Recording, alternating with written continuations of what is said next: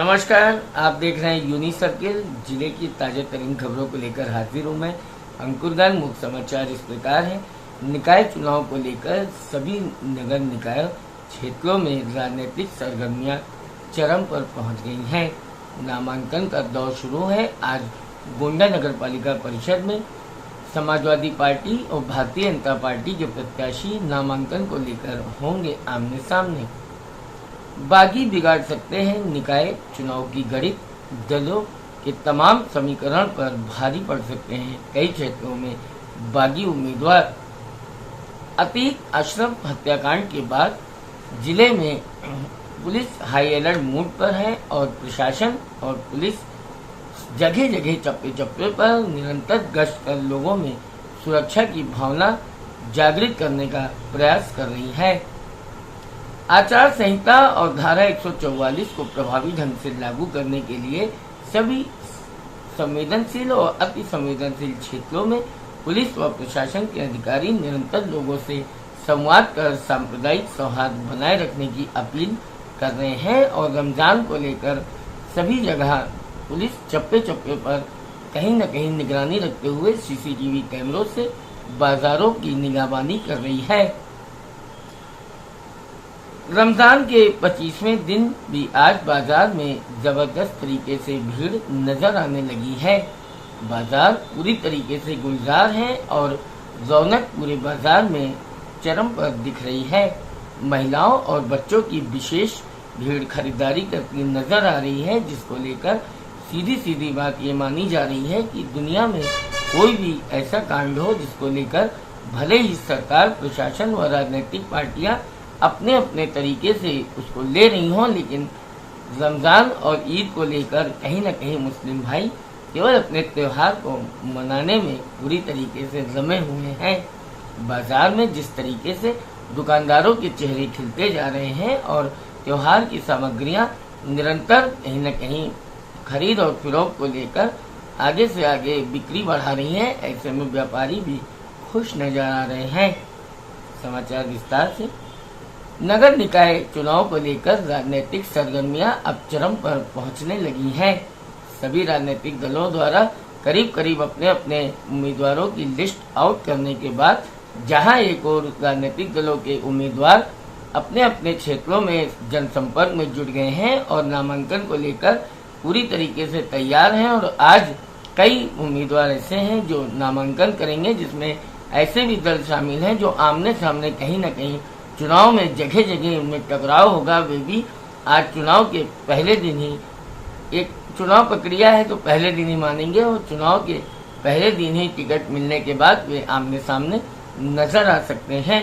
ऐसे में नगर पालिका परिषद गोंडा में भारतीय जनता पार्टी की उम्मीदवार लक्ष्मी रायचंदानी और समाजवादी पार्टी की उम्मीदवार उजमा राशिद आमने सामने नामांकन के लिए शायद एक साथ नजर आएंगी। फिलहाल जिस तरीके से दोनों ने तैयारियां कर रखी हैं, ऐसे में कार्यकर्ताओं में जोश भरने के लिए पिछले 24 घंटे से दोनों नेता अपने अपने क्षेत्रों में संपर्क में जुटे हुए हैं। अगर बागियों की बात करें तो जहां तमाम दलों की सेवा करते करते अपनी जीवन के तमाम पल बिताने वाले ऐसे उम्मीदवार हैं जिन्होंने पार्टी के लिए टिकट में आवेदन किया और पूरी तरीके से उनको भरोसा टिकट का था, लेकिन उन्हें टिकट नहीं मिला, तो वे अपना राजनीतिक करियर बनाए रखने के लिए और अपने जो उनके समर्थक हैं उनके तमाम चाहने वालों की मंशा को देखते हुए मैदान में कूद सकते हैं। ऐसे में अगर गोंडा नगर पालिका परिषद की बात करें तो पूर्व चेयरमैन निर्मल श्रीवास्तव की धर्मपत्नी संध्या निर्मल श्रीवास्तव भी चुनाव लड़ सकती हैं।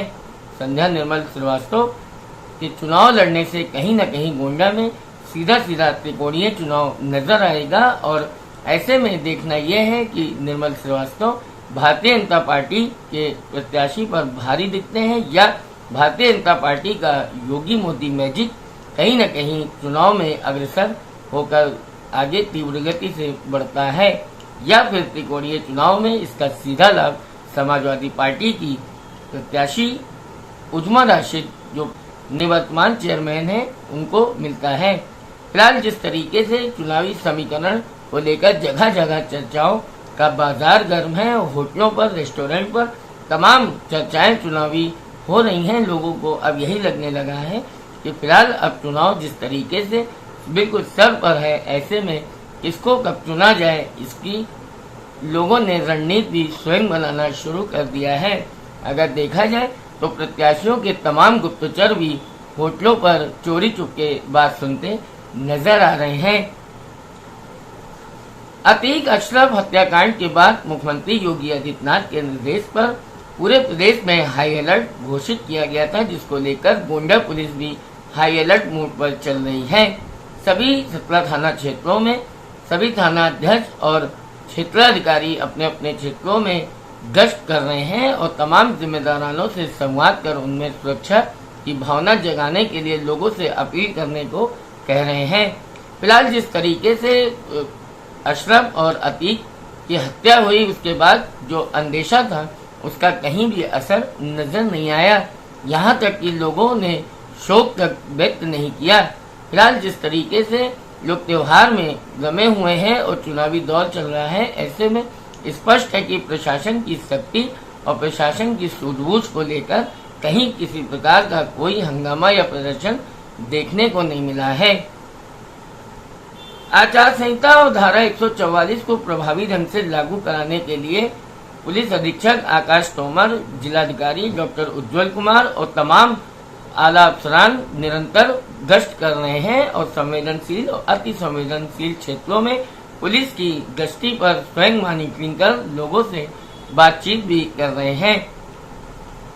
रेलवे स्टेशनों की, बस स्टेशनों की, तमाम सार्वजनिक स्थलों की बात करें तो पुलिस लगातार श्वान दल के साथ चेकिंग में जुटी हुई है।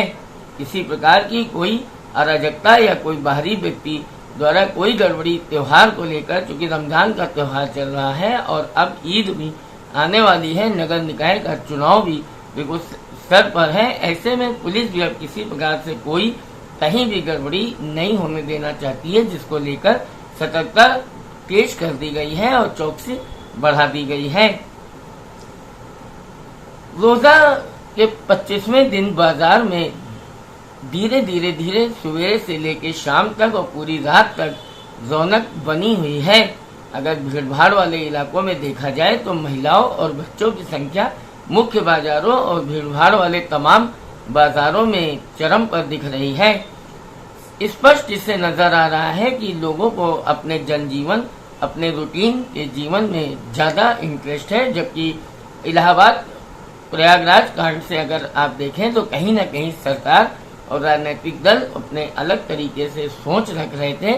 तमाम प्रशासन को जो अंदेशा था उसको धता बताते हुए इस्लाम धर्म के, मुस्लिम धर्म के और तमाम ऐसे जो अमन पसंद लोग हैं जिन्होंने केवल सांप्रदायिक सौहार्द में हमेशा सहयोग किया है, वे अपने अपने कार्य में मस्त नजर आ रहे हैं। सभी को रमजान और ईद के त्योहार को मनाने में पूरा आनंद आ रहा है और वे खरीदारी में जुटे हुए हैं। उन्हें देश दुनिया से कोई मतलब नजर नहीं आ रहा है। फिलहाल जिस तरीके से शांति और अमन का माहौल बना हुआ है और सभी अपने अपने काम में व्यस्त और मस्त हैं और बाजारों में जमकर खरीदारी हो रही है, ऐसे में अब व्यापारी वर्ग भी खुश नजर आ रहा है। बड़ी बात यह है कि जिस प्रकार से जिला प्रशासन और पुलिस ने तुरंत एक्शन लिया और शक्ति बरतते हुए लोगों से संवाद स्थापित कर लगातार उनके संपर्क में बनी रही, ऐसे में अमन, शांति और सांप्रदायिक सौहार्द बनाने और बने रहने में कहीं न कहीं प्रशासन और पुलिस की भी महत्वपूर्ण भूमिका नजर आ रही है।